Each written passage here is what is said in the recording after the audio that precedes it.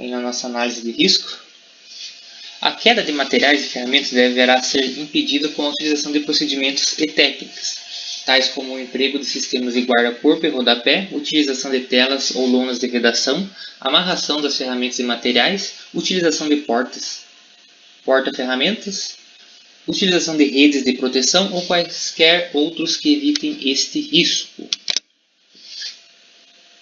Também tem que estar lá avaliado, previsto, os trabalhos simultâneos que apresentem riscos específicos. Então, tem que estar sendo considerado pela nossa análise de risco.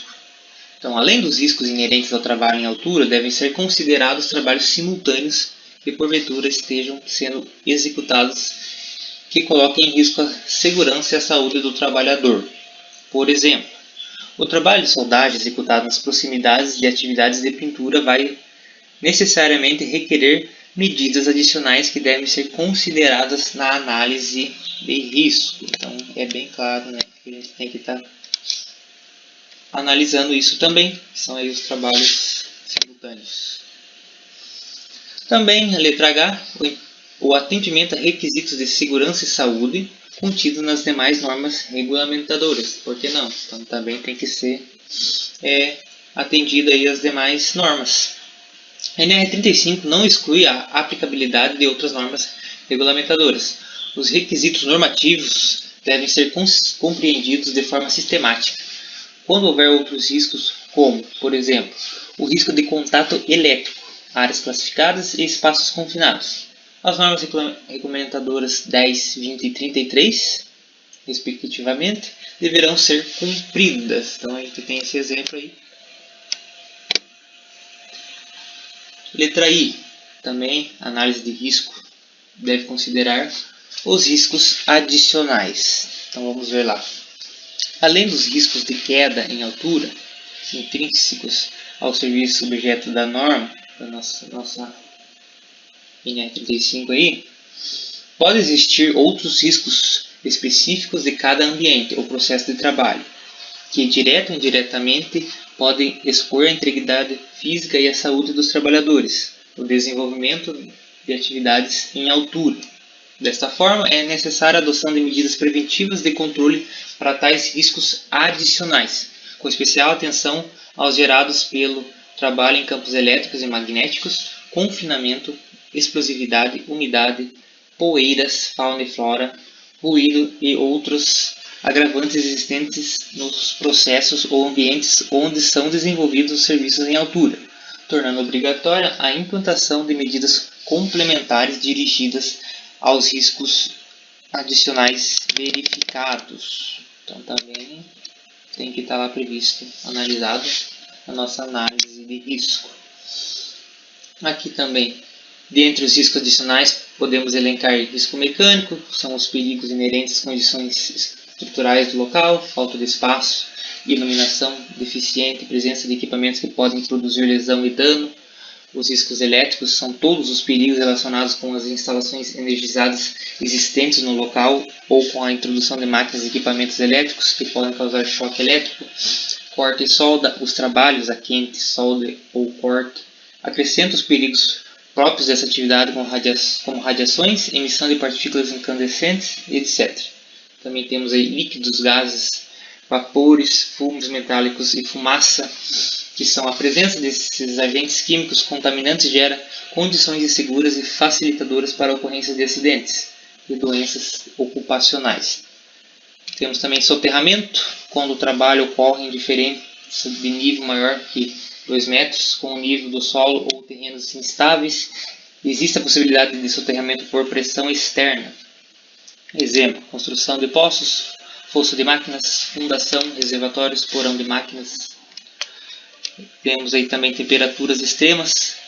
Trabalhos sobre fornos e estufas podem apresentar temperaturas extremas que poderão comprometer a segurança e saúde dos trabalhadores. Outros riscos aí: pessoal não autorizado próximo ao local do trabalho, queda de materiais, energia armazenada. Também a análise de risco do trabalho em altura deve contemplar aí as condições impeditivas, para a execução aí desse serviço, desse trabalho. Então vamos ver lá.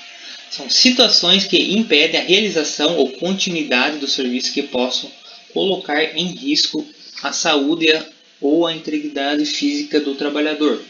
Essas condições não se restringem às do ambiente de trabalho somente, né? Então, a percepção do trabalhador em relação ao seu estado de saúde no momento da realização da tarefa ou atividade, assim como a do seu supervisor, também podem ser consideradas condições impeditivas aí para a execução do trabalho em altura. Então tem que ser verificado, além lá de todas as condições que a gente já tratou aí, também aí as que diz respeito aos trabalhadores. Então tudo isso aí pode ser condições impeditivas que devem ser abordadas pela nossa análise de risco do trabalho em altura. Letra K também deve estar sendo considerado na nossa análise. As situações de emergência e o planejamento do resgate e primeiros socorros, de forma a reduzir o tempo de suspensão inerte do trabalhador. Vamos ver lá. Na análise de risco devem ser previstas os possíveis cenários de situações de emergência e respectivos procedimentos e recursos necessários para as respostas de resgate e primeiros socorros. A queda não é o único perigo no trabalho em altura. Ficar pendurado pelo cinto de segurança pode ser perigoso devido à prolongada suspensão inerte. Mas o que é essa suspensão inerte? É a situação em que um trabalhador permanece suspenso pelo sistema de segurança até o momento do socorro.